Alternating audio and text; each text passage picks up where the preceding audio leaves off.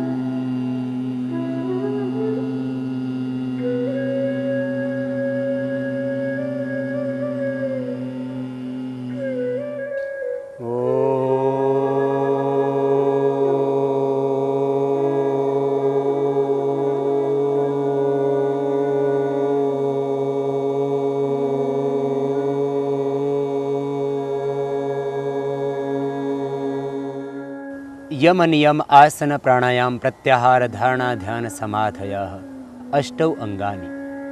महर्षि पतंजलि ने योग सूत्रों के अंदर यम नियम आसन प्राणायाम प्रत्याहार धारणा ध्यान और समाधि के रूप में अष्टांग योग का वर्णन किया है। बाह्य जीवन की शुचिता के लिए अहिंसा सत्य अस्तेय ब्रह्मचर्य अपरिग्रह रूप यमों का तथा आंतरिक जीवन की पवित्रता के लिए शौच संतोष तप स्वाध्याय ईश्वर प्रणिधान रूप नियमों का पालन करना बहुत जरूरी है। यम नियमों का पालन करते हुए फिर हम आसन का अभ्यास करें।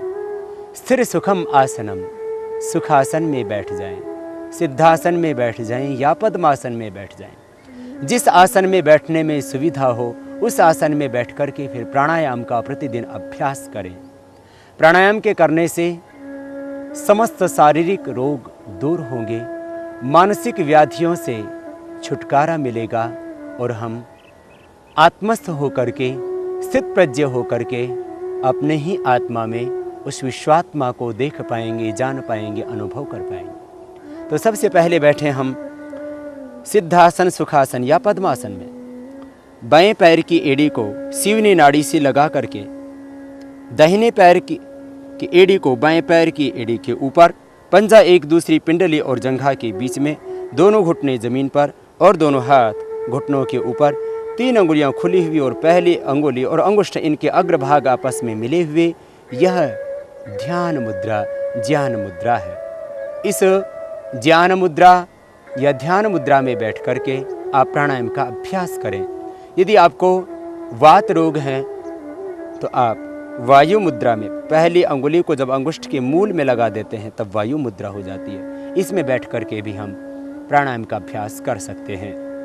और सिद्धासन के अतिरिक्त आप पद्मासन में दाहिने पैर को उठा करके बाएं जंघा पर रख देना और बाएं पैर को उठा करके उसके पंजे को दाएं जंघा पर रख देना, और संभव हो कि दोनों पैर की एड़ियाँ नाभि के दोनों ओर लग जाएं तो यह हो जाता है पद्मासन।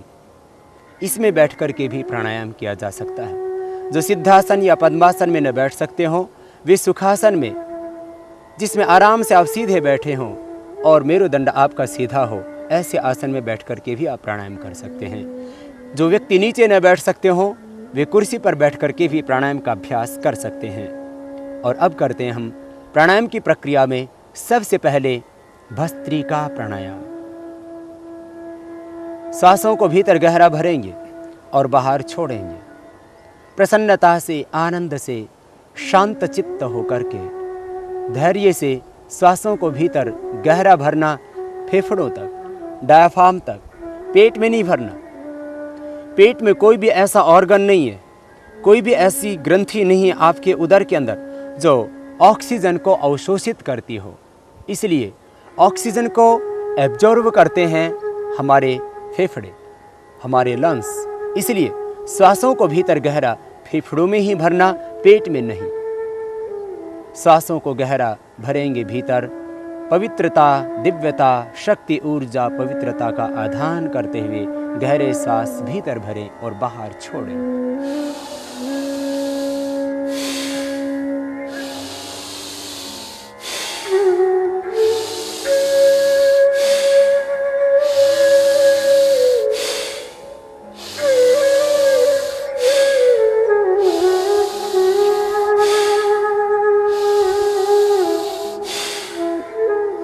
गहरे सांस भर रहे हैं भीतर और छोड़ रहे हैं बाहर। लेने और छोड़ने में एक जैसा दबाव। पूरी शक्ति के साथ सांसों को भीतर गहरा भरें और छोड़ते समय पूरा सांस बाहर छोड़ें। मन में एक प्रसन्नता और आनंद का भाव, एक प्राप्ति का भाव कि इस ब्रह्मांड की जितनी भी दिव्य शक्तियाँ हैं, ऊर्जा है, पवित्रता है, आरोग्यता है, जो भी शुभ है इस ब्रह्मांड का, उसको मैं अपने मस्तिष्क में, अपने मन में, अपने प्राण में, अपने आत्मा में, अपने देह में मैं धारण कर रहा हूँ। शुभ का आधान करते हुए, पवित्रता का आधान करते हुए देह में आप कर रहे हैं भस्त्रिका प्राणायाम। किसी तरह का तनाव न हो चेहरे के ऊपर। प्रसन्नता से, सहजता से, एकाग्रता से, भावपूर्णता के साथ। जैसे आपको कुछ प्राप्ति होती, उपलब्धि होती है जीवन में तो कैसी प्रसन्नता होती है, खुशी होती है, इसी तरह का एहसास प्राणायाम करते समय आपके चेहरों पर हो। जब जब थकान लगे तब तब बीच में विश्राम कर लें, फिर दोबारा से करेंगे। हृदय को स्वस्थ बनाने के लिए, फेफड़ों को स्वस्थ बनाने के लिए, मस्तिष्क संबंधी समस्त व्याधियों से छुटकारा पाने के लिए, जिनको डिप्रेशन की प्रॉब्लम हो वे भस्त्रिका प्राणायाम करना अवश्य है। जिनको माइग्रेन पेन हो वे भी भस्त्रिका प्राणायाम अवश्य करना। माइग्रेन पेन, डिप्रेशन की प्रॉब्लम, पार्किंसन का रोग, पैरालिसिस की समस्या से आपको छुटकारा मिलेगा भस्त्रिका प्राणायाम करके। समस्त स्नायु आपके परिपुष्ट होंगे, सबल होंगे भस्त्रिका प्राणायाम से। प्राण, अपान, व्यान, उदान, समान, ये पंचविध प्राण ही चलाते हैं आपके देह को। इस भस्त्रिका प्राणायाम के करने से आपके पंचविध प्राण परिपुष्ट हो रहे हैं, स्वस्थ हो रहे हैं, ऊर्जावान हो रहे हैं। ऐसा विचार करते हुए करें। फिर से एक बार प्रारंभ।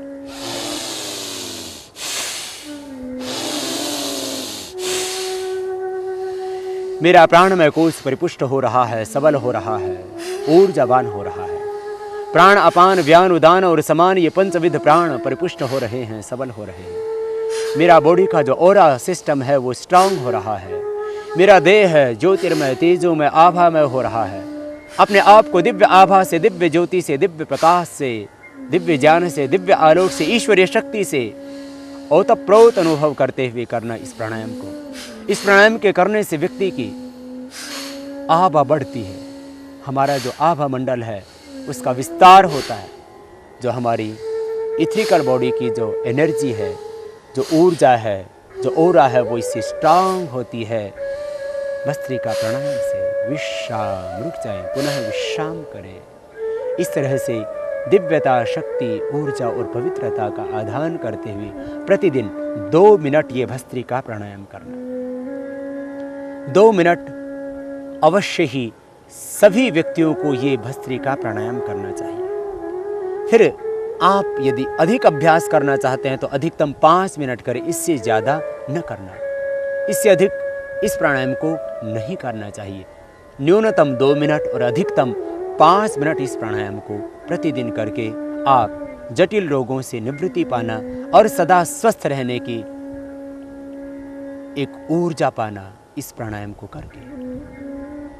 क्योंकि प्राणायाम केवल रोगी व्यक्तियों के लिए नहीं, जो व्यक्ति प्राणायाम करते हैं वे जीवन में कभी रोगी होते ही नहीं। इसलिए रोगी और निरोगी सभी को ये भस्त्रिका प्राणायाम 2 मिनट अवश्य ही करना चाहिए। और अब हम करेंगे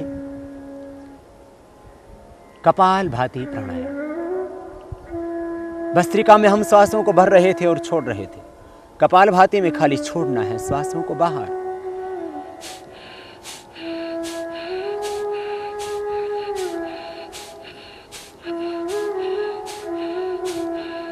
श्वासों को बाहर छोड़ रहे हैं। और जब श्वासों को बाहर छोड़ते हैं तो उदर का आकुंचन होता है सहज, पेट जाता है अपने आप अंदर।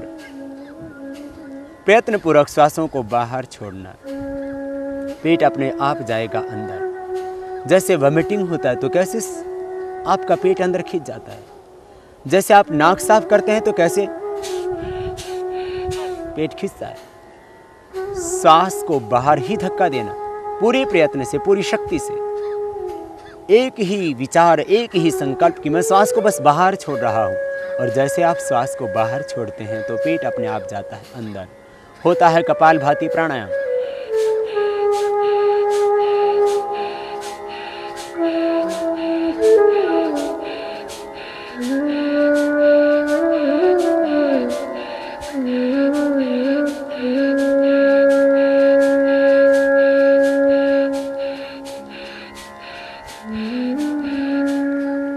जब थकान लगे तभी रुक जाएं। प्रारंभ में आप इसको 30 बार ही करें।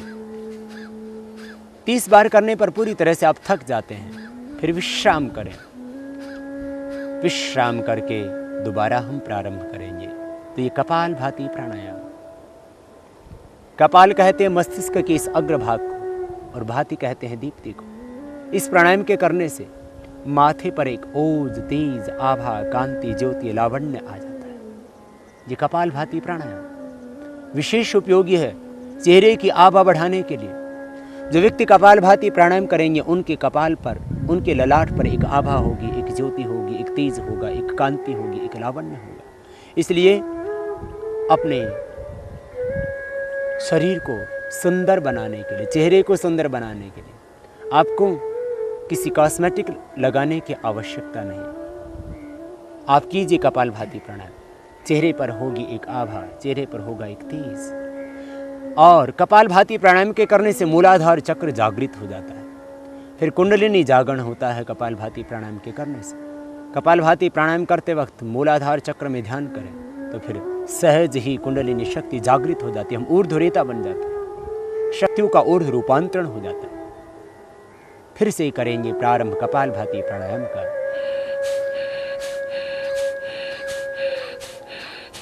सांस को पूरी शक्ति के साथ में बाहर छोड़ रहे हैं और मन में है एक संकल्प, एक विचार कि मेरे शरीर में जितने भी रोग हैं, विकार हैं, दोष हैं, अशुद्धियां हैं, सब बाहर निकल रही हैं। शरीर में जब विजातीय तत्व संग्रहित होते हैं तभी रोग पैदा होते हैं। आप कपालभाति प्राणायाम को करते समय मन में विचार करें कि मेरे शरीर में जितने भी टॉक्सिन्स हैं, ऑक्सीडेंट्स हैं, सब बाहर निकल रहे हैं। जब शरीर में टॉक्सिन्स रहेंगे नहीं, शरीर में जब ऑक्सीडेंट्स रहेंगे नहीं तो व्याधियाँ कैसे समा सकती है देह में। इसलिए विचार करें, शरीर की जितनी भी नेगेटिव एनर्जी है सब बाहर निकल रही है।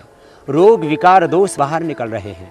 चित्त में भी जो जन्म जन्मांतरों के अशुभ विचार थे, संस्कार थे, वे सब बाहर निकल रहे हैं। कॉन्शियस, अनकॉन्शियस और सब कॉन्शियस माइंड में जो भी अशुभ था सब बाहर निकल रहा है। जब थक जाएं तभी रुक जाएं। अपनी शक्ति का अतिक्रमण न करें। फिर से विश्राम करें बीच में एक बार। जिनको हार्ट की प्रॉब्लम हो, जिनको हाई ब्लड प्रेशर हो, उच्च रक्तचाप के रोगियों को और हृदय रोगियों को मध्यम गति से इस प्रकार से करना चाहिए ये प्राणायाम।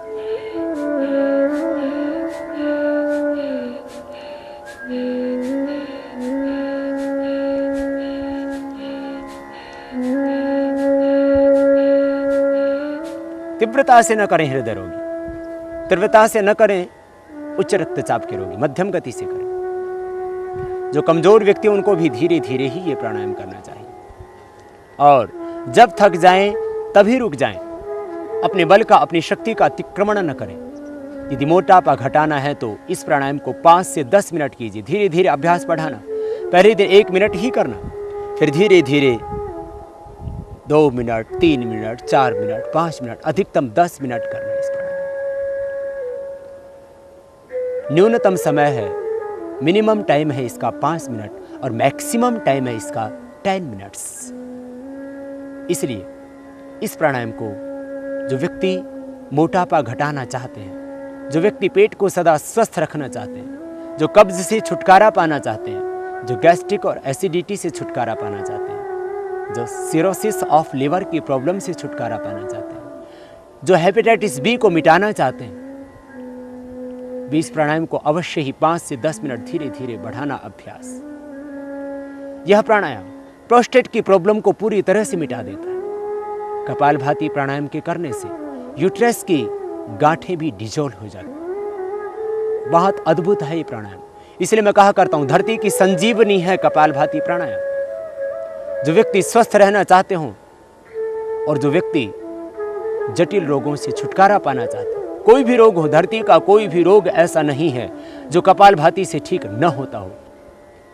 कपालभाति प्राणायाम को करते समय मूलाधार चक्र में ध्यान करना, तो फिर आप पाएंगे कुंडलिनी जागरण का आनंद। मूलाधार चक्र से एक ज्योति, एक आभा, एक प्रकाश पुंज ऊपर उठता हुआ स्वाधिष्ठान, मणिपुर, हृदय, अनहत, विशुद्धि, आज्ञा चक्र का शोधन करता हुआ सहस्रार चक्र तक पहुंचेगा। वो प्रकाश, वो आभा जो ज्योति ऊपर की ओर बढ़ी थी, वो सहस्रार चक्र तक आएगी। सभी चक्रों का शोधन होगा।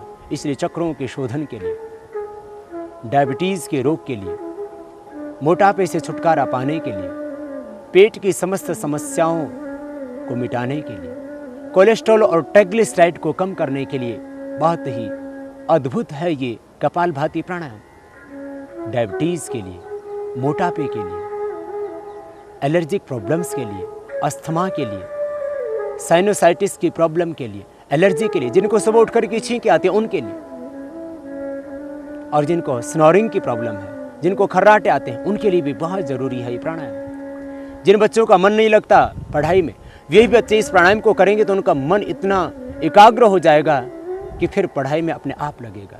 मन की एकाग्रता के लिए बहुत जरूरी है कपालभाति प्राणायाम। कंसंट्रेशन पावर बढ़ती है कपालभाति प्राणायाम से। फिर से करेंगे इस प्राणायाम का प्रारंभ।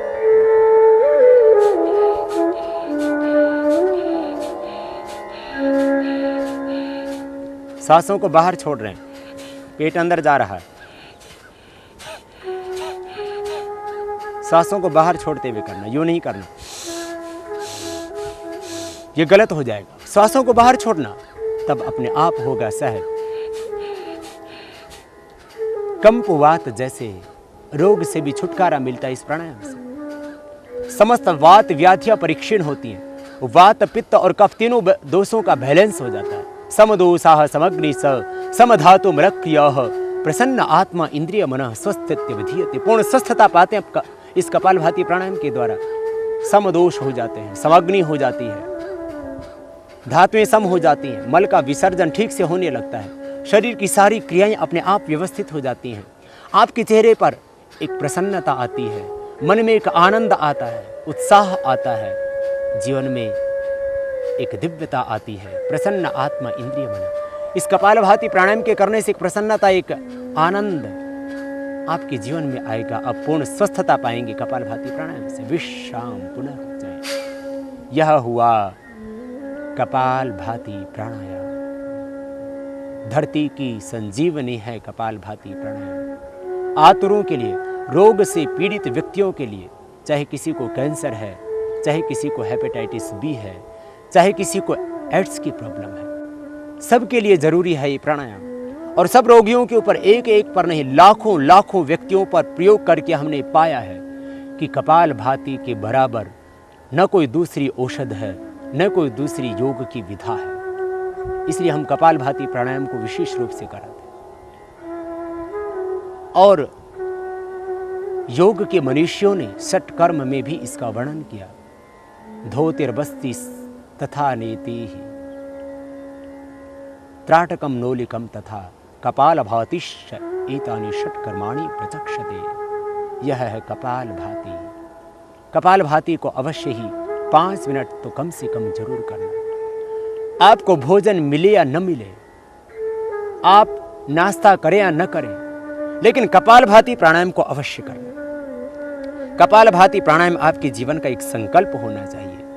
आप प्रतिज्ञा करें कि मैं कपाल भाति प्राणायाम बिना किए भोजन नहीं करूंगा, कपाल भाति करके ही भोजन करूंगा, कपाल भाति करके ही नाश्ता करूंगा, उसके बिना मैं नाश्ता नहीं करूंगा, मैं भोजन नहीं करूंगा। फिर देखना, जिंदगी में कभी आपको कोई भी रोग नहीं हो सकता। लाखों रुपए की बचत होगी, शरीर आपका स्वस्थ होगा, भगवान का दिया हुआ ये देह रूपी मंदिर फिर देवालय बनेगा। ये देह देवालय है। लोग कहते हैं शरीर व्याधि मंदिरम, अपने आप ही घड़ लेते मंत्र।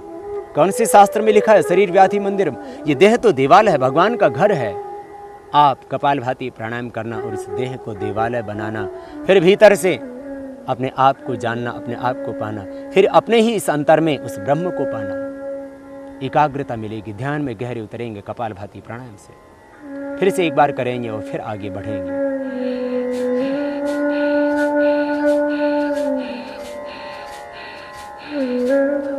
सहजता से करते हैं, सांसों को बाहर छोड़ रहे हैं। माताओं को यूट्रस की कोई भी प्रॉब्लम है इससे मिटेगी। ट्यूब्स बंद हैं तो खुल जाएंगी इससे। यूट्रस के अंदर गांठें हो गई हैं तो इससे अपने आप डिजोल्व हो जाएंगी। मैंने देखा है कैंसर तक की गांठें इससे पिघलती है। एक भाई को कैंसर की गांठें होगी गले में, 10 दिन प्राणायाम किया, गांठें 1/4 रह गई। बहुत अद्भुत है ये प्राणायाम। बस एक ही विचार कि शरीर के टॉक्सिन्स, ऑक्सीडेंट्स, रोग, विकार, दोष, अशुद्धियाँ सब बाहर निकल रही हैं। जब सारे दोष, सारी अशुद्धियाँ, सारे विकार जब बाहर निकल गए तो फिर आप रह जाते हैं केवल पवित्र, शुद्ध, बुद्ध, निर्मल, चैतन्य, आनंदमय भाव में आप अवस्थित हो जाते हैं। यह हुआ कपालभाति प्राणायाम। और अब करेंगे बाह्य प्राणायाम। कपालभाति प्राणायाम के बाद में 3 बार बाह्य प्राणायाम करना और बाह्य प्राणायाम करके समस्त उदर रोगों से निवृत्ति पाना, हर्निया के रोग को मिटाना। हर्निया पूरी तरह से मिट जाता है बाह्य प्राणायाम के करने से। धातु संबंधी व्याधियां मिट जाती हैं। पेशाब से संबंधित जितने भी रोग हैं वो खत्म हो जाते हैं। प्रोस्टेट की प्रॉब्लम पूरी तरह से दूर हो जाती है बाह्य प्राणायाम के करने से। ऊर्ध्वरेता बनता है व्यक्ति बाह्य प्राणायाम करके। जो हम कपालभाति प्राणायाम करते हैं तो उससे मूलाधार चक्र की शक्ति जागृत होती है और उस जागृत भी शक्ति का ऊर्ध्व आरोहण करते हैं हम बाह्य प्राणायाम करके। जिनको हार्ट की प्रॉब्लम हो वे इस बाह्य प्राणायाम को न करना। जिनका बीपी बहुत हाई रहता हो वे भी न करना। यदि दवा लेने से आपका बीपी नॉर्मल रहता है तो आप 10-15 सेकंड एक बार में इस प्राणायाम को कर सकते हैं। अधिकतम 11 बार, बहुत अभ्यास लंबा करना हो तो 21 बार भी किया जा सकता है। आम व्यक्ति को, सामान्य व्यक्ति को ये कम से कम 3 बार अवश्य ही करना चाहिए। श्वासों को अंदर भरेंगे, श्वास अंदर भरने के बाद फिर बाहर छोड़ देंगे। 3 बंध लगेंगे, ठोड़ी को कंठकूप में लगाएंगे, पेट को सिकोड़ के पीठ से लगा देंगे, नाभि से नीचे वाले भाग को ऊपर खींचेंगे। ठोड़ी को कंठकूप में लगाना जालंधर बंध कहलाता है। पेट को सिकोड़ के पीठ से लगा देना उड्डयन बंध कहलाता है। और नाभि से नीचे वाले भाग को ऊपर खींच के रखना ये मूल बंध कहलाता है। श्वास को बाहर छोड़ने के बाद में, रेचक करने के बाद में ये 3 बंध लगेंगे। योग में श्वास को अंदर भरना पूरक कहलाता है, बाहर छोड़ना रेचक कहलाता है। बाहर का बाहरी रोक देना बाह्य कुंभक कहलाता है और अंदर भर के अंदर रोक देना ये आभ्यंतर कुंभक कहलाता है। बाह्य प्राणायाम करते हुए हम रेचक करेंगे और बाहर ही रोक देंगे श्वास को और 3 बंध लगाएंगे। फिर जालंधर बंध को हटाते हुए श्वास को अंदर भरेंगे और 3 बंधों को छोड़ देंगे। फिर से श्वास बाहर निकालेंगे और 3 बंध लगाएंगे। इस प्रकार से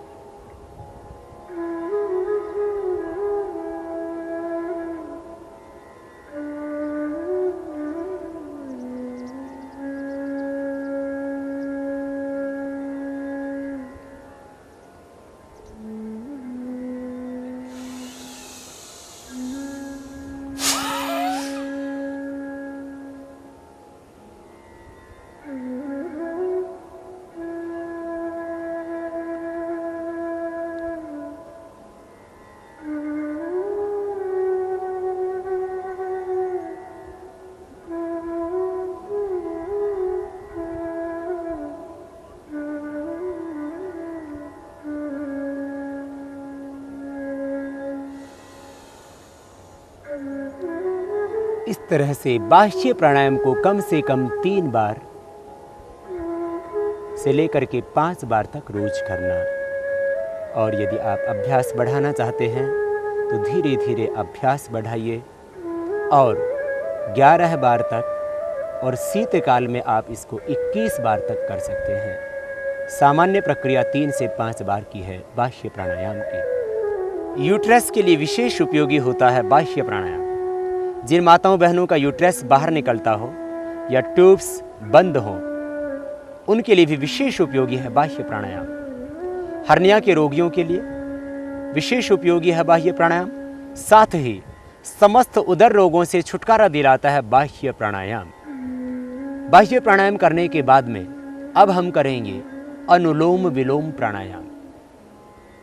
हमारे शरीर के अंदर 72 करोड़ 72 लाख 10,210 नाड़ियां हैं। उन समस्त नाड़ियों का शोधन होगा अनुलोम विलोम प्राणायाम के द्वारा। वाम और दक्षिण, बाएं और दाहिने नाक का आलंबन लेके हम करेंगे अनुलोम विलोम प्राणायाम को। बाएं को ही चंद्र स्वर और दाहिने को सूर्य स्वर कहते हैं योग शास्त्र में। बाईं नाड़ी को इड़ा नाड़ी और दाहिनी को पिंगला नाड़ी कहते हैं। दाहिने हाथ को ऊपर उठाएं, दाईं नासिका को बंद करें, चंद्र स्वर से प्रारंभ करेंगे। इसी को चंद्र को ही गंगा और सूर्य को ही यमुना और मध्य को सरस्वती कहते। गंगा यमुना सरस्वती त्रिवेणी सब भीतर ही है। दाहिने नाक को बंद किया, बाएं से श्वास को भीतर भरें धीरे धीरे।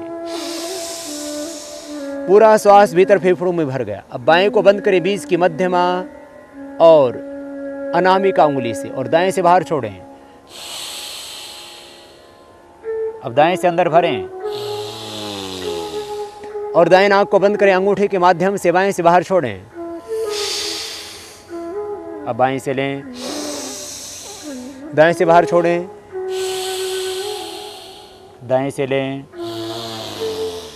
बाएं से बाहर छोड़ें, बाएं से लें, दाएं से बाहर छोड़ें, दाएं से लें, बाएं से बाहर छोड़ें। ये क्रमबद्धता चलती रहे।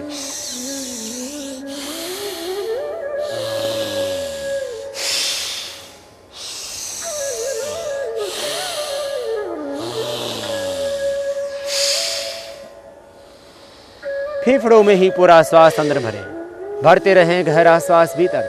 पेट में न भरे, फेफड़े फूलने चाहिए, क्योंकि कोई भी ऐसा ऑर्गन आपके पेट में नहीं है जो ऑक्सीजन को एब्जॉर्ब करता हो।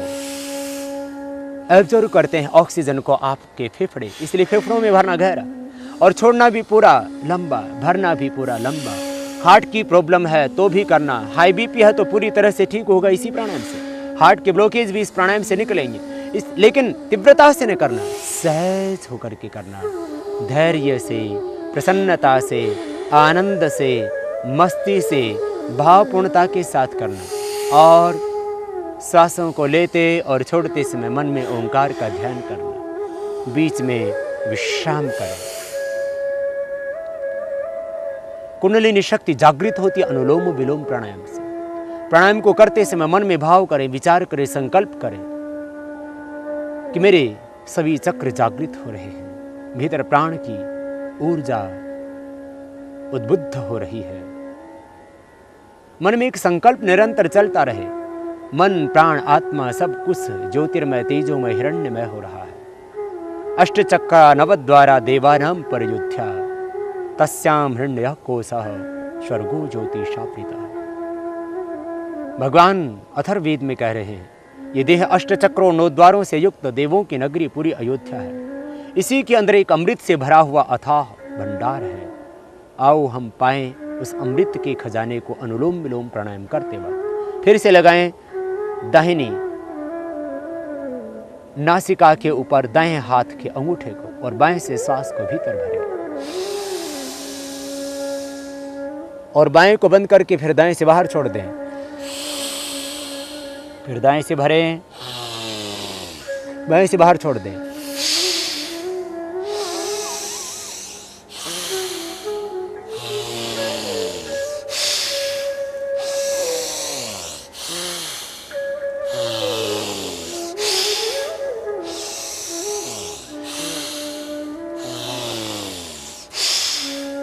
श्वासों के ऊपर एक लयबद्धता, प्राणों के साथ में एक तारतम्यता, प्राण के साथ में भीतर से एक संगीत सा झंकृत होने लगे। सहज होकर के, प्राण के साथ में तन में होकर के करना ये प्राणायाम, और मन में विचार करना इस ब्रह्मांड से ईश्वर ऊर्जा का वर्षण हो रहा है। चारों ओर से ईश्वर का आनंद, ईश्वर की करुणा, ईश्वर की ज्योति, ईश्वरी दिव्य ज्ञान का वर्षण हो रहा है। दिव्य ज्ञान की संप्रेषणाएं हो रही हैं। चारों ओर से ईश्वरी आनंद को, ईश्वरी शांति को, ईश्वरी ज्योति को, ईश्वरी शक्ति को अनुभव करना। शन्नो देवीरभीष्टय आपो भवन्तु पीतये संयोः अभिष्यवन्तु। हे प्रभु, आपका आनंद चारों ओर से बरस रहा है। शक्तिपात की दीक्षा में दीक्षित होंगे आप अनुलोम विलोम प्राणायाम करते हुए।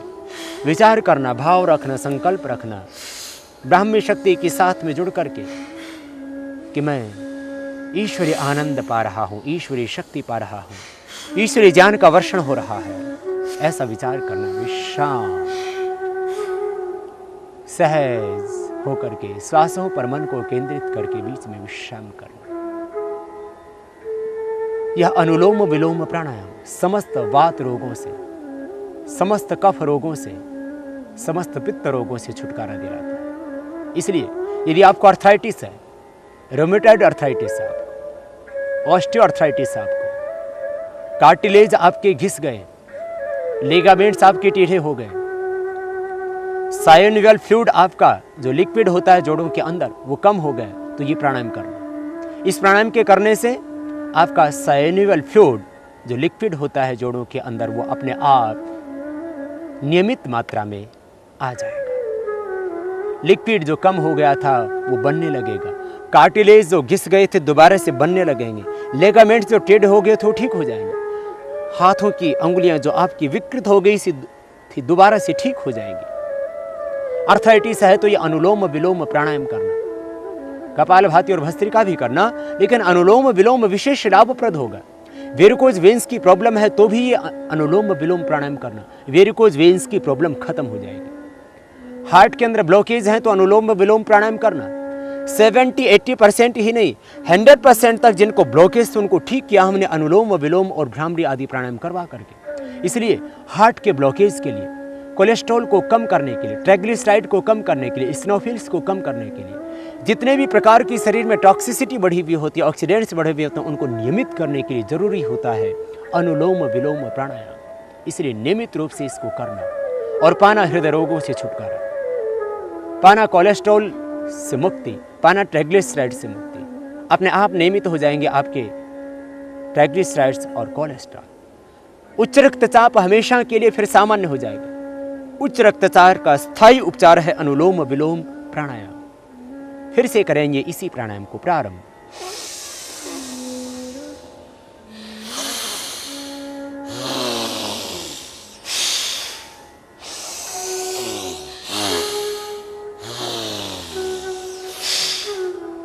बाएं से लेना निरंतर, दाएं से छोड़ना, फिर दाएं से लेना और बाएं से छोड़ना। निरंतर एक क्रम जारी रखना, सहजता से, प्रसन्नता से, एक दूसरे के विरुद्ध नासिका से, एक दूसरे के एंटीनोस्टल से, इस तरह से करना ये प्राणायाम अनुलोम विलोम। और पाना फिर समस्त रोगों से छुटकारा। स्नायु तंत्र परिपुष्ट होगा, स्वस्थ होगा। पार्किंसन का रोग मिटेगा इस अनुलोम विलोम प्राणायाम से। और कंपवात से हमेशा के लिए छुटकारा मिलेगा। डिप्रेशन मिटेगा। डिप्रेशन का एकमात्र यदि कोई समाधान है तो वह है प्राणायाम। अनुलोम विलोम प्राणायाम कीजिए, डिप्रेशन से छुटकारा मिलेगा। माइग्रेन पेन आपका सदा के लिए ठीक हो जाएगा। मस्तिष्क के स्नायु के अंदर आए हुए ब्लॉकेज दूर हो जाएंगे। इसलिए मैं कहता हूं इससे पैरालिसिस ठीक होता है, कंपवात ठीक होता है। मस्तिष्क संबंधी जितने भी व्याधियां हैं, हृदय संबंधी जितने भी व्याधियां हैं, अस्थमा की प्रॉब्लम, साइनसाइटिस, एलर्जिक प्रॉब्लम, छींके आना, स्नोरिंग की प्रॉब्लम, सबसे छुटकारा मिलेगा अनुलोम विलोम प्राणायाम से। बीच में विश्राम करते रहें और विश्राम करके श्वासों पर ध्यान दें। हर एक श्वास के साथ में ओंकार का ध्यान करते हुए अनुलोम विलोम प्राणायाम करना चाहिए। तो ध्यानात्मक दृष्टि से भी विशेष उपयोगी होगा अनुलोम विलोम प्राणायाम। ओम ओम का चिंतन, ओम ओम का ध्यान सांसों के साथ हो।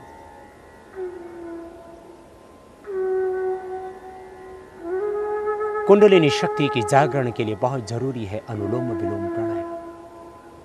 अनुलोम विलोम प्राणायाम के करने से मूलाधार चक्र में सन्निहित दिव्य शक्ति का ऊर्ध्व रूपांतरण हो जाता है।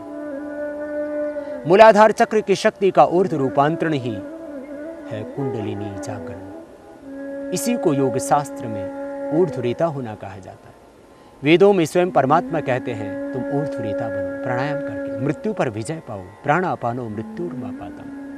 आओ हम प्राण के ऊपर संयम करके मृत्यु पर भी विजय पाना सीखें। निर्विचार वैशारद्य अध्यात्म प्रसाद महर्षि पतंजलि कहते हैं अनुलोम विलोम प्राणायाम करते हुए आप निर्विचार स्थिति में पहुंच जाते हो, और निर्विचार स्थिति में पहुंच करके भगवान की करुणा, भगवान का आनंद, भगवान का दिव्य ज्ञान आपको मिलता है। ईश्वरी करुणा बरसती है, फिर ईश्वरी शक्ति बरसती है। इसी को शक्तिपात कहते हैं। कुंडलिनी जागरण और शक्तिपात के लिए इसलिए जरूरी है कम से कम 10 मिनट ये प्राणायाम प्रतिदिन करना। और महर्षि पतंजलि इससे आगे कहते हैं कि जब तुम निर्विचार स्थिति में पहुंच करके प्रज्ञा प्रसाद पाते हो तो फिर क्या होता है, ऋतंभरा तत्र प्रज्ञा, वह ऋतंभरा प्रज्ञा मिल जाती है। जीवन का सत्य बोध होता है, जीवन का सारा असत, जीवन का सारा तमस मिट जाता है, अंतस पवित्र हो जाता है। भीतर के सारे दोष, जन्म जन्मांतरों के जो छाए हुए चित्त के अंदर अविद्या के संस्कार सब मिट जाते हैं, और हम पाते हैं अपने सत्य स्वरूप को, और पाते हैं अपने ही भीतर उस विराट ब्रह्म को। फिर से करेंगे एक बार इसी प्राणायाम को और फिर देंगे विराम।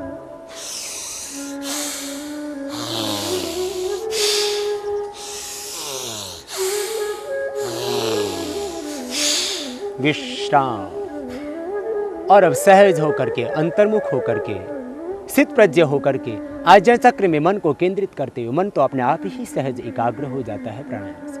आज्ञा चक्र में मन का निग्रह करते हुए आप करेंगे भ्रामरी प्राणायाम, ब्रह्म का आह्वान। मन में विचार करना ओंकार विश्व नियंता शक्ति, ओंकार सच्चिदानंद स्वरूप परमात्मा। ओंकार का ध्यान करते हुए आज्ञा चक्र में मन एकाग्र रखते हुए नाद में उच्चारण करेंगे ओंकार का। मुख बंद रहेगा, नासिका से श्वास लेना और नासिका से भ्रमर की तरह ध्वनि करते श्वास को बाहर छोड़ना है। कान बंद होंगे अंगूठों के माध्यम से। कान के ऊपर जो भाग ऊपर उठा हुआ है उस ढक्कन से भाग को अंदर दबाएंगे, बंद कर दें, और पहली उंगली रखेंगे माथे पर, शेष 3 उंगलियां मिली हुई, और नासिका के और आंख के मूल में यहां पर पहली उंगली को लगा दें। बीच वाली उंगली जो है उसको इस तरह से लगाएं। 3 उंगलियां मिली हुई, इनमें से जो पहली उंगली है उसको आंख और नाक का यहाँ पर जो मूल भाग है यहाँ पर हल्का सा लगा करके दबाइए, और आज्ञा चक्र में मन को रखेंगे केंद्र। तो आज्ञा चक्र में एक आभा, एक ज्योति पुंज, एक प्रकाश पुंज स्वतः आपको दिखाई देगा, और उस दिव्य आभा में, उस प्रकाश पुंज में, उस दिव्य आलोक में, उस दिव्य ज्योति में आप समाहित से हो जाएंगे। ओंकार आनंदमय, ज्योतिर्मय, तेजोमय, शांतिमय। उस भगवान का आनंद, उस भगवान की करुणा, उस भगवान का दिव्य ज्ञान मुझ पर बरस रहा है। चारों ओर से आनंद स्रोत बह रहा है। परम पिता परमेश्वर के अंदर समाहित होकर के करें। ओंकार उस ब्रह्म का सर्वोपरि नाम है। हिमालय के अंदर स्थित उच्च पर्वत कैलाश पर भी स्वयं परमात्मा ने अपना नाम लिखा, ओम इति एकाक्षरम ब्रह्म। ओम ये एकाक्षर ब्रह्म है। गीता में स्वयं भगवान श्री कृष्ण कहते हैं। और सब ऋषिमुनियों ने इसी ओंकार के जप के द्वारा ब्रह्म तत्व को पाया। इसी ओंकार के जप के द्वारा उन्होंने मोक्ष को पाया। आइए हम भी ओंकार का नाद करेंगे, भ्रामरी प्राणायाम करेंगे। दोनों हाथ के अंगूठे कानों पर लगाएं, श्वास को पूरा अंदर भरें।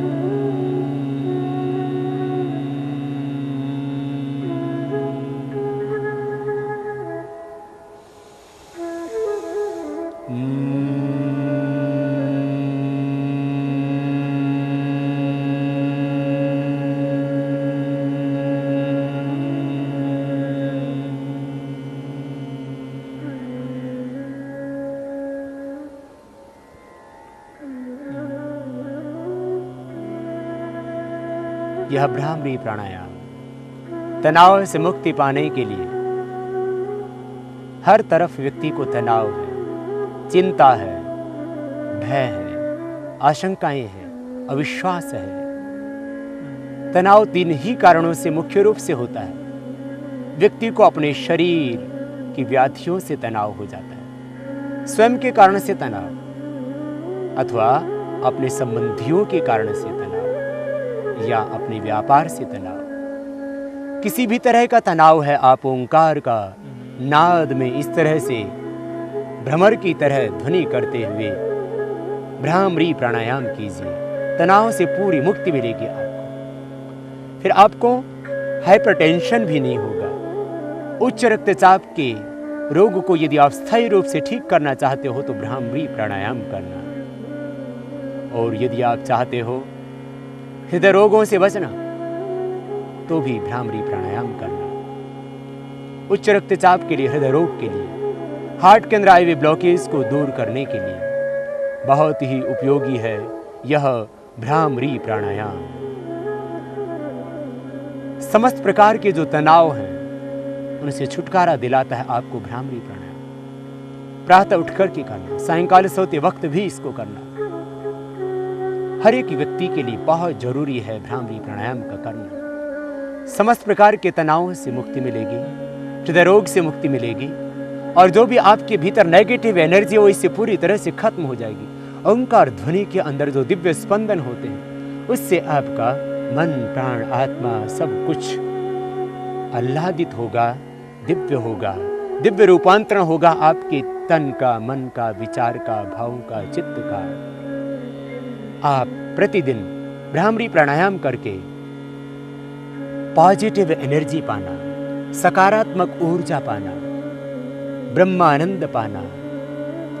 भ्रामरी प्राणायाम करने से व्यक्ति के ऊपर शक्तिपात होता है। इसलिए शक्तिपात की दीक्षा से दीक्षित होना चाहते हैं तो भी भ्रामरी प्राणायाम करना। भ्रामरी प्राणायाम के करने से आपको मिलेगा ब्रह्मानंद। जैसे आज हम यहाँ पर गंगा नदी के पवित्र तट पर बैठ कर के भ्रामरी प्राणायाम कर रहे हैं, इसी तरह से महर्षि स्वामी दयानंद जी महाराज 18 घंटे बैठ कर के ओंकार की उपासना किया करते थे, उद्गीत की उपासना किया करते थे। गौतम, कपिल, कणाद, जैमिनी, विश्वामित्र आदि ऋषि भी इसी तरह से ओंकार के जप के द्वारा ब्रह्म आराधना किया करते थे। भगवान शिव और भगवान श्री कृष्ण और राम ने भी ओंकार के ही जप के द्वारा उस विराट ब्रह्म के स्वरूप को अपने अंतर में धारण कर अवतारी पुरुष की कोटि को प्राप्त किया था। हम भी समस्त दैहिक और मानसिक रोगों से छुटकारा पाने के लिए इस प्राणायाम को प्रतिदिन किया करें। पैरालिसिस के लिए, माइग्रेन पेन के लिए और डिप्रेशन के लिए भी बहुत जरूरी है ये भ्रामरी प्राणायाम। आत्मविश्वास कमजोर पड़ गया, कंसंट्रेशन नहीं हो पाता किसी भी विषय में, आप करना भ्रामरी प्राणायाम।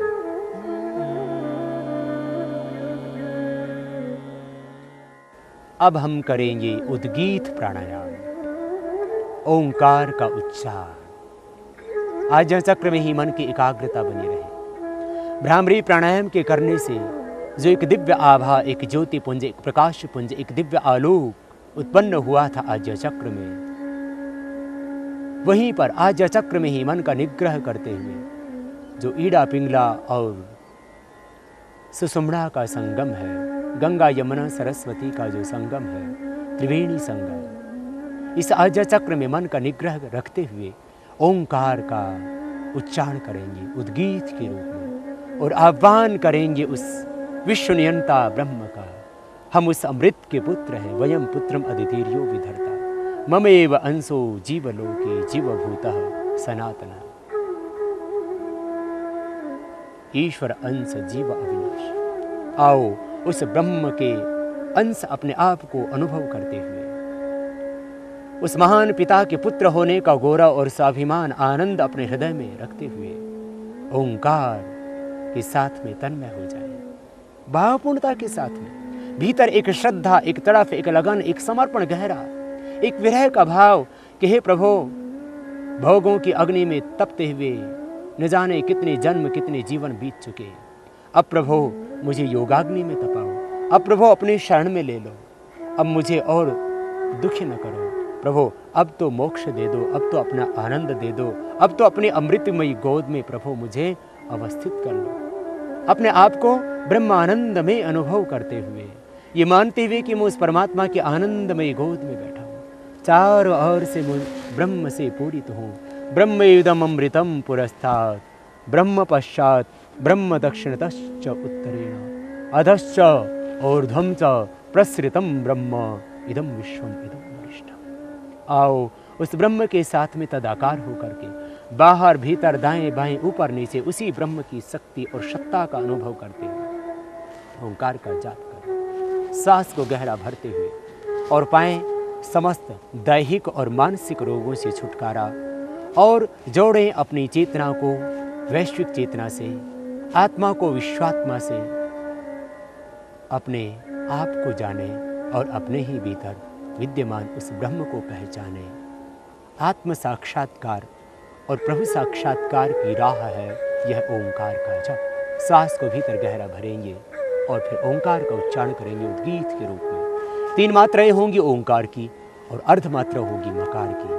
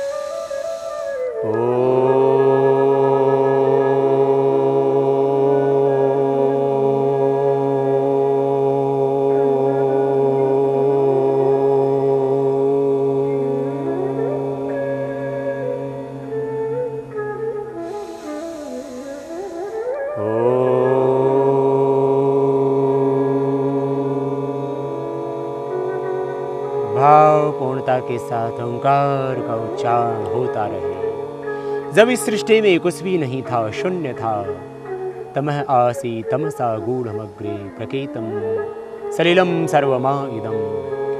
जब कुछ भी नहीं था ब्रह्मांड में, उस समय भी केवल एक ओंकार था। जब सब कुछ प्रलय हो जाता है, कुछ भी शेष नहीं रहता ब्रह्मांड में, उस समय भी केवल एक ओंकार ही शेष रहता है। इसलिए सारा ब्रह्मांड ओंकार में है, ये पिंड भी ओंकार में है। आप अपने देह को देखेंगे ऊपर से तो इन भ्रुवों की आकृति ओंकारमयी है, नासिकाओं की आकृति ओंकारमयी है, होठों की आकृति भी ओंकारमयी है, ठोड़ी की आकृति भी आप बच्चे की भी देखेंगे तो ओंकारमयी मिलेगी, कानों की आकृति भी ओंकारमयी है, हमारी छाती की आकृति भी ओंकारमयी है, पसलियों की आकृति भी ओंकारमयी है, गले की आकृति भी ओंकारमयी है। ऊपर से देखें देह को, नीचे से देखें देह को, ये सारा पिंड और ये समस्त ब्रह्मांड सब ओंकार में है। इसलिए चारों ओर स्वयं को ओंकार से ओतप्रोत जानना। मैं जहाँ भी हूँ परमात्मा में हूँ, ओंकार में हूँ। मेरे दाएं बाएं ऊपर नीचे बाहर भीतर सब जगह, दाएं बाएं ऊपर नीचे बाहर भीतर एक ही ओंकार है, एक ही ब्रह्म है, एक ही परमेश्वर। चारों ओर उस ब्राह्मी सत्ता के साथ में ओतप्रोत होकर के ओंकार का जप करना, और तब तक करना जब तक कि थक न जाओ, और ओंकार का जप करते करते ओंकार में न हो जाओ। उपासना का यही अर्थ है। भगवान का स्तवन करने से भगवान से प्रीति, प्रार्थना से अहंकार की समाप्ति, अहंकार का विसर्जन, और उपासना से ब्रह्म के साथ में तादात्म्य भाव। यथा नद्यः संदमानाः समुद्रे अस्तं गच्छन्ति नाम रूपे विहाय, तथा विद्वान् नाम रूपाद् मुक्तः परात् परं पुरुषमुपैति। दिव्य। जैसे सारी की सारी नदियां, गंगा यमुना सरस्वती, बहती हुई समुद्र में जाकर के अपना नाम और अस्तित्व समाप्त कर देती हैं, सागर रूप हो जाते हैं। आओ हम भी उस ब्रह्म की ओर बहें। बहुत जन्मों तक बह करके देखा दुनिया में, बहुत जन्मों तक तप करके देखा भोगों की अग्नि में, मिला रोग, मिली अशांति, मिले दुख। आओ अब योगाग्नि में तपे और बहें ब्रह्म की ओर। दुनिया के बहाव में भये तो मिली अशांति। आओ अब इन नदियों की भांति सिंधु की ओर बहें, अपने आत्मा को विश्वात्मा की ओर बहा दें और परम पुरुषम उपैति दिव्यम, उस दिव्य पुरुष से, उस ब्रह्म पुरुष से जुड़ जाएं। इस तरह से आनंद पाएं, ब्रह्मानंद पाएं। चारों ओर से एक गहरा समर्पण। मैं जहां भी हूं ब्रह्म में हूं, मैं जो भी हूं ईश्वर की कृपा से हूं। मैंने जो पाया तन मन धन रूप यौवन, ये जन्म और जीवन सब कुछ ब्रह्म का है। एक गहरा समर्पण। और इस तरह से उस ब्राह्मी चेतना के साथ में तदाकार होकर के, उस ब्रह्म के साथ में तन्मय होकर के ओंकार का जाप करना, ओंकार का उच्चारण करना। साक्ष्य भाव से सांसों को देखना। मंद मंद सांस जो जा रहे हैं बाहर से भीतर, गहरा अनुभव करना सांसों। और जो प्रश्वास अंदर से बाहर निकल रहे हैं उनको भी सूक्ष्म रूप से अनुभव करना। प्राण के साथ प्रणव की आराधना करते हुए, प्रणव की उपासना करते हुए, प्राणों के साथ मन का निग्रह करते हुए जब हम प्रणव का ध्यान करेंगे तब समाधिस्थ होंगे। योग का रहस्य यही है। प्राणायाम के करने से हमारा मन जहाँ एकाग्र हो जाता है, हम मन के दासत्व से मुक्ति पाते हैं, मन के विजेता बन जाते हैं। वही ओंकार के ध्यान से फिर सारी मानसिक भाव से ऊपर उठ करके आत्मिक भाव में अवस्थित हो जाते हैं और आत्मा ब्रह्म में अवस्थित हो जाता है। योग की सहज सी परिभाषा और योग की सहज सी अनुभूति आप कर रहे हैं। प्राणायाम किया तो इंद्रियों का निग्रह हो गया स्वतः मन में। इंद्रियां जब अपने विषयों से अवरुद्ध होकर के मन में अवस्थित हो जाएं तो यह हुआ प्रत्याहार।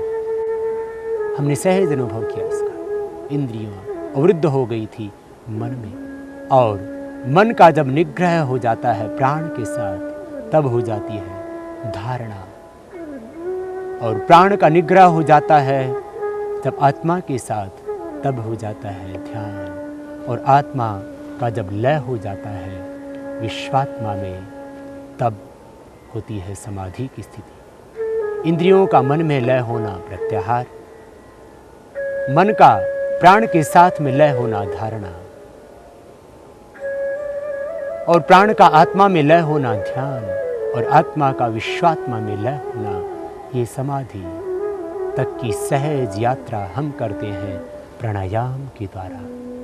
इसलिए प्राणायाम से जहाँ हमें शारीरिक रोगों से, मानसिक संतापों से मुक्ति मिलती है, वहीं पर हमें आत्मानंद मिलता है।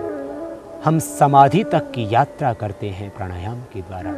ततः क्षयति प्रकाशावरणम, मन के ऊपर आया हुआ असत अविद्या तमस का आवरण हट जाता है प्राणायाम से, ऐसा महर्षि पतंजलि कहते हैं। और जब भीतर का सारा समस्त आवरण हट जाता है तब हम जुड़ जाते हैं ब्रह्म के साथ, तब हम जुड़ जाते हैं अनंत के साथ, विश्वात्मा के साथ, वैश्विक चेतना के साथ।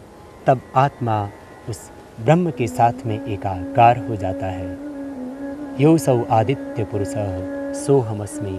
आओ उस ब्रह्म के साथ में प्रतिदिन तादात्म्य भाव से जुड़ने के लिए, तदाकार वृत्ति होने के लिए, तद्रूप होने के लिए, तन्मय होने के लिए प्रतिदिन इस तरह से प्राणों के साथ प्रणव का ध्यान करें। जब भी अकेले में हो तब प्राण के साथ प्रणव का ध्यान करें।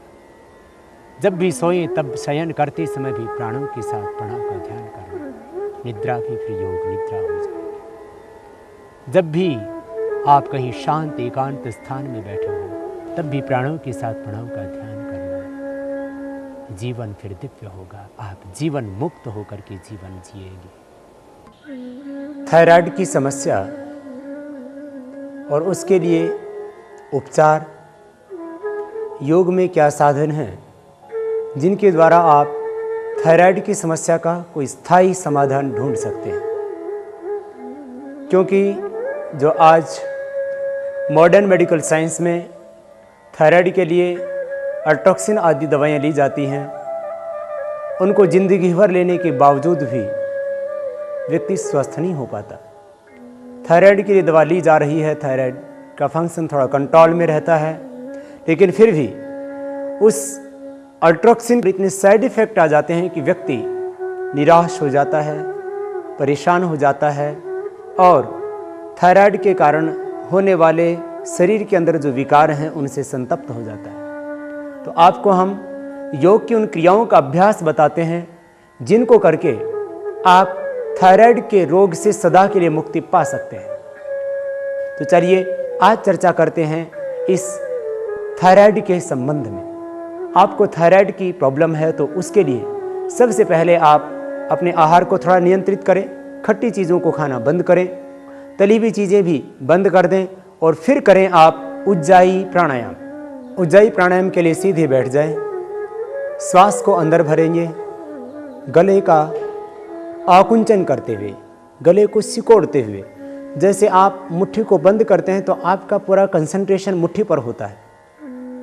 इसी तरह से जब आप ये प्राणायाम करेंगे उज्जाई, उस समय आपका पूरा कंसंट्रेशन गले पर हो और गले के अंदर एक आकुंचन हो। और जब गले का आकुंचन करते हुए श्वास को आप भीतर भरेंगे तब एक ध्वनि होगी आपके गले से इस प्रकार की।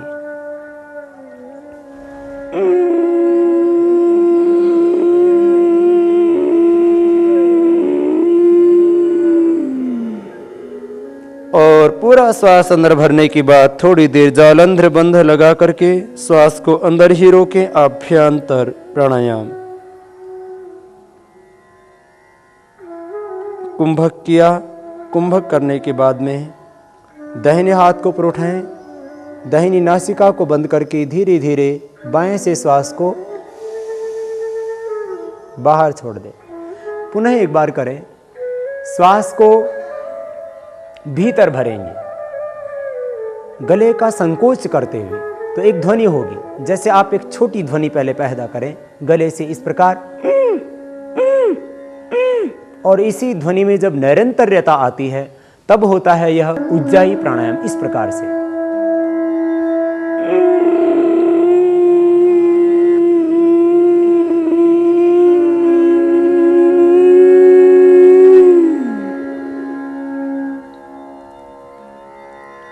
पूरा श्वास जब अंदर भर जाता है तब कुंभक करते हैं जालंधर बंध लगा करके,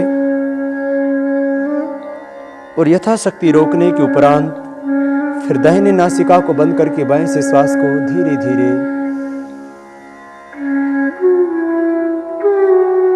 बाहर छोड़ देते हैं। इस तरह से किया जाता है ये उज्जाई प्राणायाम। पहले दिन आप 3 बार करें। प्रारंभ में जब आप करेंगे तो गले में थोड़ी खांसी सी होगी। धीरे धीरे जैसे जैसे अभ्यास बढ़ेगा तो आप निर्विघ्नता के साथ कर सकेंगे ये उज्जाई प्राणायाम। 3 बार से लेकर के फिर अभ्यास बढ़ाएं, इसको 11 बार तक करें। वे व्यक्ति जिनको थायराइड की प्रॉब्लम है, इस प्राणायाम के करने से थायराइड की प्रॉब्लम से आपको छुटकारा मिलेगा। साथ ही जिनको रात को खर्राटे आते हैं, बहुत से ऐसे व्यक्ति हैं जो खुद तो चैन से सोते हैं लेकिन पड़ोसी की नींद हराम रखते हैं, उनको भी पूरा लाभ मिलेगा इस उज्जाई प्राणायाम के करने से। उज्जाई प्राणायाम के करने से स्नोरिंग की प्रॉब्लम, खर्राटे की समस्या पूरी तरह से खत्म हो जाती है और गले से संबंधित अन्य व्याधियां, कफ और एलर्जिक प्रॉब्लम भी दूर होती हैं। अस्थमा में भी लाभ करता है उज्जाई प्राणायाम और हृदय रोगों के लिए भी लाभप्रद है उज्जाई प्राणायाम। फिर से एक बार देखें, श्वास अंदर भरेंगे, गले से एक आवाज होगी, एक साउंड होगी, एक ध्वनि होगी, इस तरह से।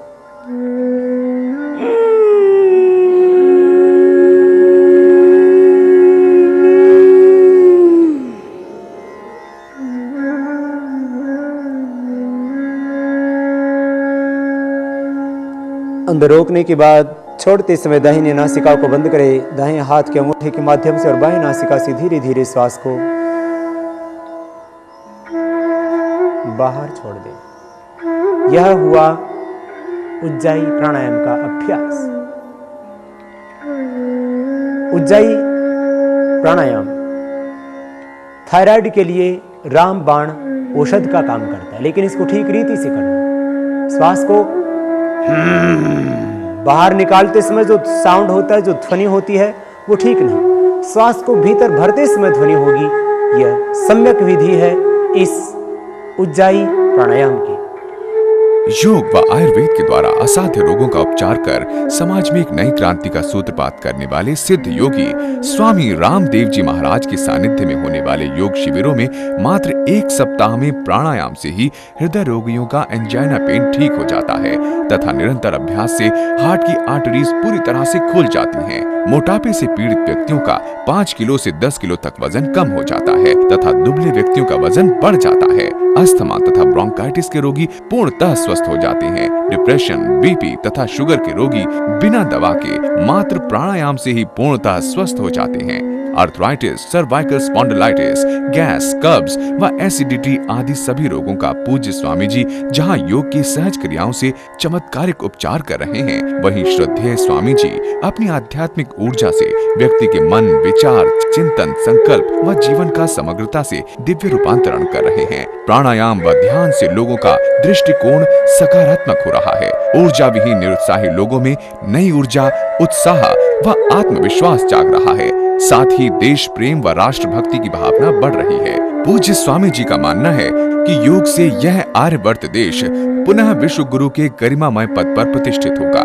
ऋषियों की संस्कृति पुनः लौटेगी और अहिंसा, सत्य, शुचिता, नैतिकता, त्याग एवं विश्व बंधुत्व की भावना जागृत होगी। पूज्य स्वामी जी हरिद्वार की पुण्य भूमि पर नैसर्गिक सौंदर्य एवं आध्यात्मिक ऊर्जा से ओतप्रोत वातावरण में विश्व का विशालतम योग एवं आयुर्वेद संस्थान पतंजलि योग पीठ का निर्माण कर रहे हैं। आत्म कल्याण व विश्व कल्याण की भावना से प्रेरित इस सेवा महायज्ञ में सहयोग करके आप स्वस्थ, समृद्ध एवं विकसित भारत के अभिनव निर्माण में सहभागी बन सकते हैं। पतंजलि योग पीठ के सदस्य बनने व सहयोग करने हेतु आप आश्रम में संपर्क कर सकते हैं।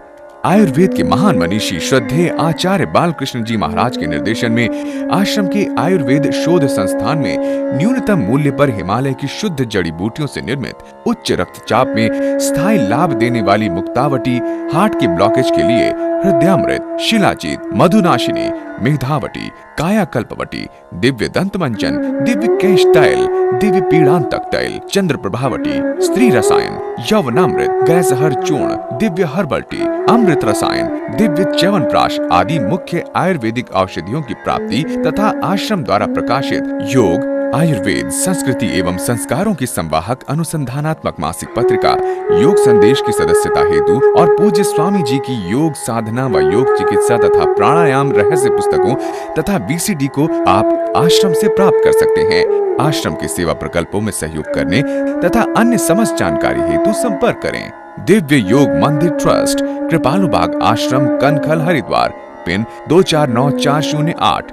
Phone number 01334 244107 240008 246737। Fax 244805। Email divyayoga@rediffmail.com।